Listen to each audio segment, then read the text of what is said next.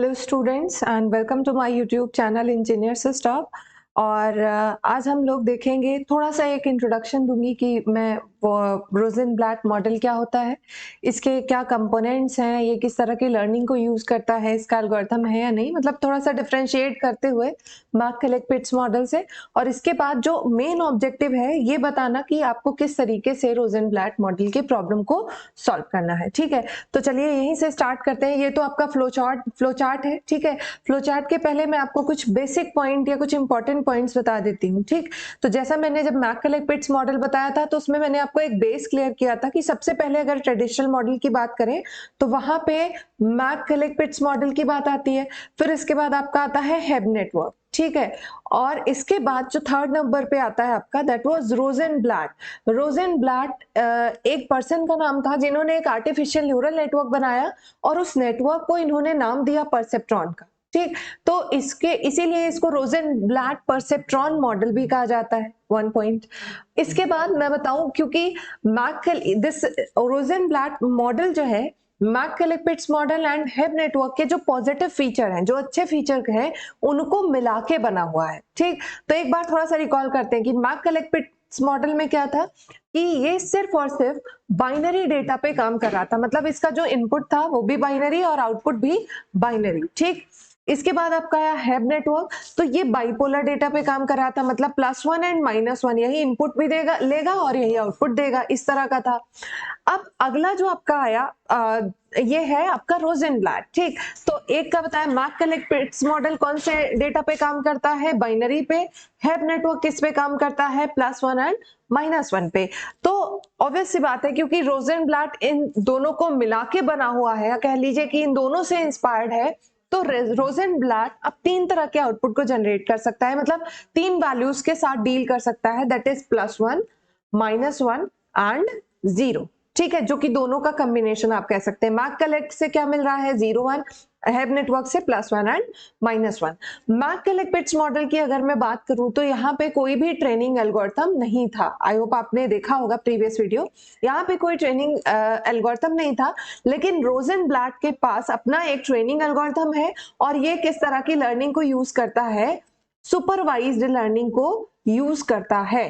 ठीक है, ये सुपरवाइज्ड लर्निंग को यूज करता है। ठीक, और ट्रेनिंग के लिए। ठीक है, एल्गोरिथम मैं नहीं बता रही हूँ, एल्गोरिथम आप इसी ये जो फ्लो चार्ट आपको सामने दिख रहा है इसकी हेल्प से मैं आपको समझा दूंगी, और इसके बाद जब हम क्वेश्चन सॉल्व करेंगे तो चीजें और क्लियर हो जाएंगी। फाइन, अब यहाँ पे जो आपका मार्क-कैलेक-पिट्स मॉडल है, वहां पे जो आप एक्टिवेशन फंक्शन यूज करते हैं, वहां पे कंडीशंस +1 और +1 एंड 0, एक्चुअली 1 एंड 0 है और कंडीशन आपकी थीटा पे लग रही है। ठीक है, थीटा के बेसिस पे, theta is your threshold.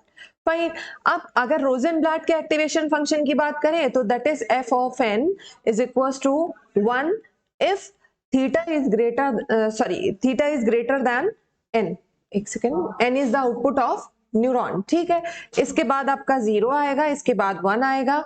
if मैं थोड़ा सा भूल जाती हूँ, तो if n lies between theta and minus theta, right, ऐसा कुछ। ठीक है, इसके बाद माइनस कब आएगा, -1 if n is less than -theta. तो ये आपका एक्टिवेशन फंक्शन है जो आपका रोज़ेनब्लैट मॉडल यूज करता है और ये थीटा की वैल्यू को डिटरमाइन किया जाता है। ठीक है, आपको क्वेश्चन में भी दे सकता है और हो सकता है कि आपको खुद से भी सेट करना हो। फाइन, तो मोस्ट ऑफ द टाइम जो थीटा की वैल्यू है हम 0 सेट करके चलते हैं। आप बाय डिफॉल्ट आप इसे 0 लेके चलेंगे तो आपके लिए प्रॉब्लम सॉल्व करना आसान रहेगा। ठीक है, अच्छा, तो देखिए मैंने क्या कहा कि आपके पास ये n जो है आउटपुट ऑफ न्यूरॉन है, मतलब ये कैसा, जैसे मैंने कहा कि ये आपका रोज़ेनब्लैट मॉडल है। ठीक है, अब ये आपके पास न्यूरॉन है, तो n क्या है, यहाँ पे एक्टिवेशन फंक्शन है।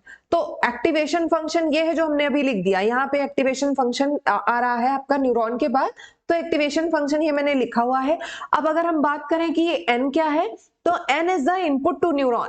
ठीक है, मैंने पहले भी बताया है कि n is input to neuron, मतलब ए वाला जो इनपुट है, जैसे यहाँ पे x1, x2, x3, x4, ये 4 इनपुट है, इसके साथ वेट्स एसोसिएटेड है, W1, W2, W3 and W4। ठीक, तो अगर हम n की बात करें तो what is n for this network, n is equals to x1 into W1 plus x2 into W2 plus x3 into W3 and so on. ठीक, तो ये हमारा हो गया n जिस पे हम कंडीशन लगा रहे हैं, और थीटा को मैं फिर से कह रही हूँ मोस्ट ऑफ द टाइम 0 पे या 0.2 ऐसी कुछ वैल्यूज पे ही सेट किया जाता है। ठीक है, ये हमारा थ्रेशोल्ड वैल्यू है। ठीक है, अब मैक्सिमम पॉइंट्स को मैंने सारे कंपोनेंट्स जैसे आपके ANN के जो भी कंपोनेंट्स हैं वो सारे आपको यहाँ पे मिलेंगे। यहाँ पे बायस है, थ्रेशोल्ड है, इसके अलावा आपका न्यूरॉन है, मतलब एक सिंपल सा नेटवर्क जैसे आप डिजाइन करते हैं वो सारी चीजें आपको रोसेनब्लैट मॉडल में मिलेंगी, including the activation function, right.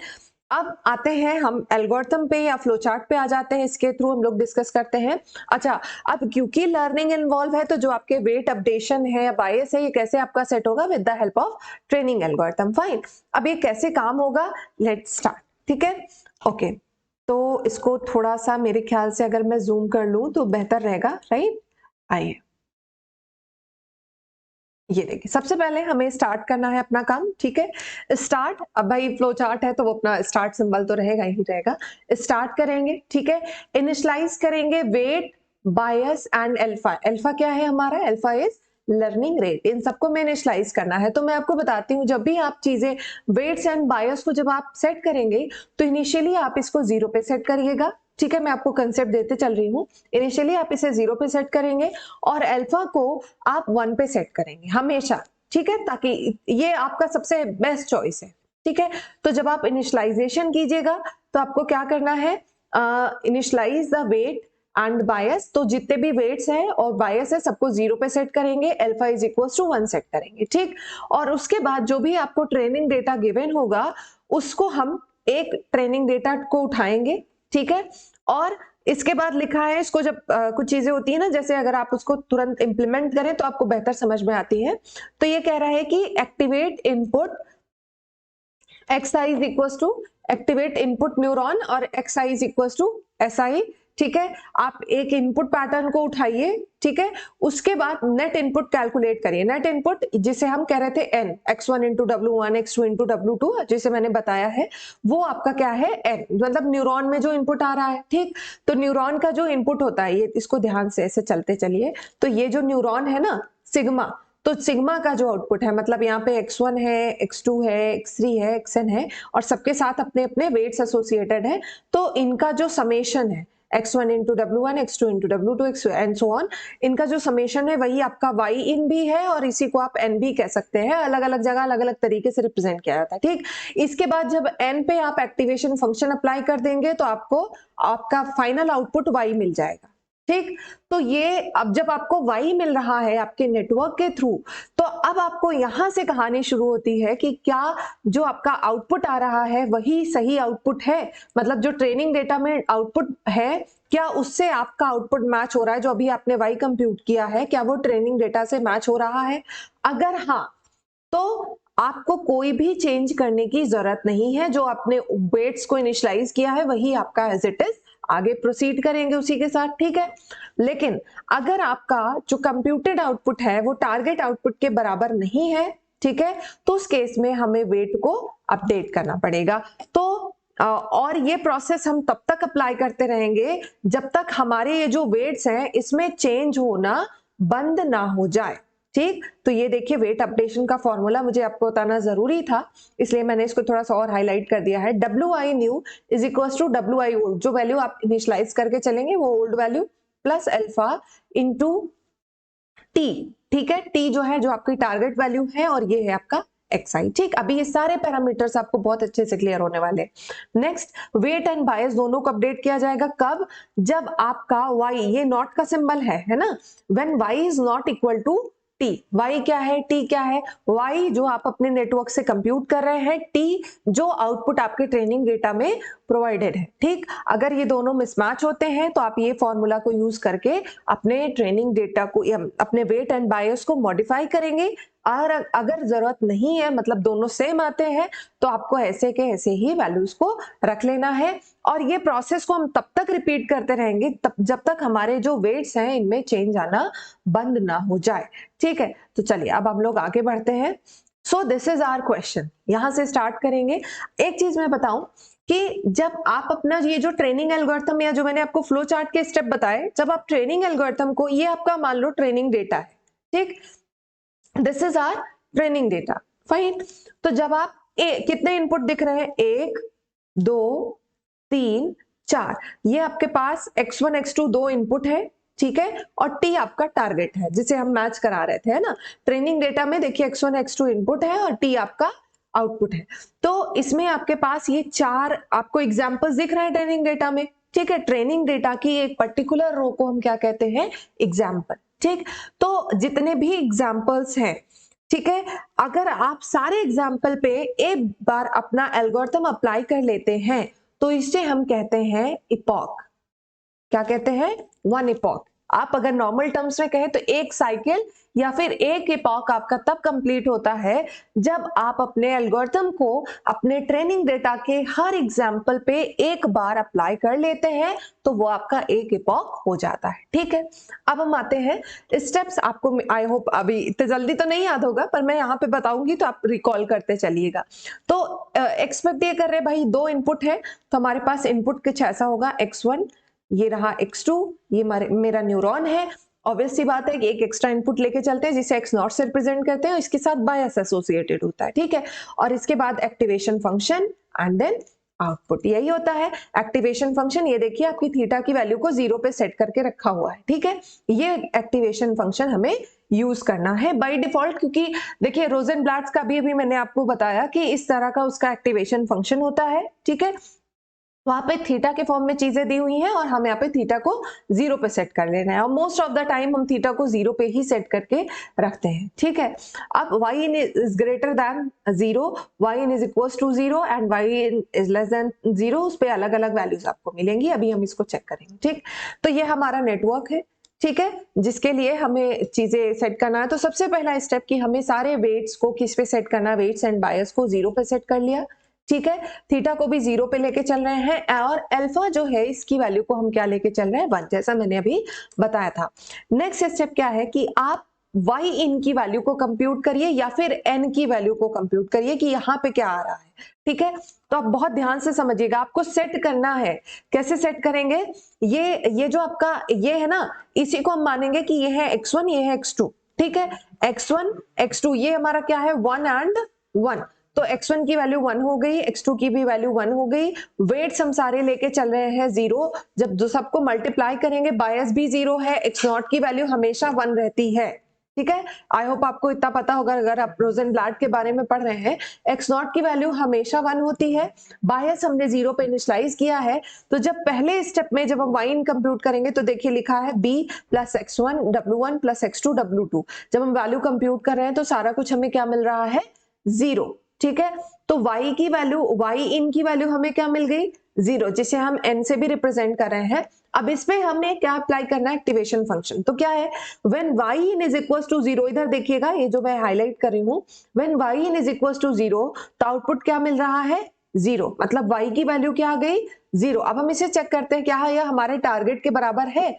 देखिए यहाँ पे टारगेट क्या है, 1, यहाँ पे आपको आउटपुट क्या मिल रहा है, 0, मतलब y is not equal to t, ठीक है। ये आपका इक्वल नहीं है, इसलिए हमें वेट्स को क्या करना पड़ेगा, अपडेट करना पड़ेगा। अब देखिए इसको अपडेट कैसे करेंगे, तो ये देखिए फॉर्मूला लिखा है ना, W1 new is equal to W1 old plus alpha into t into x1।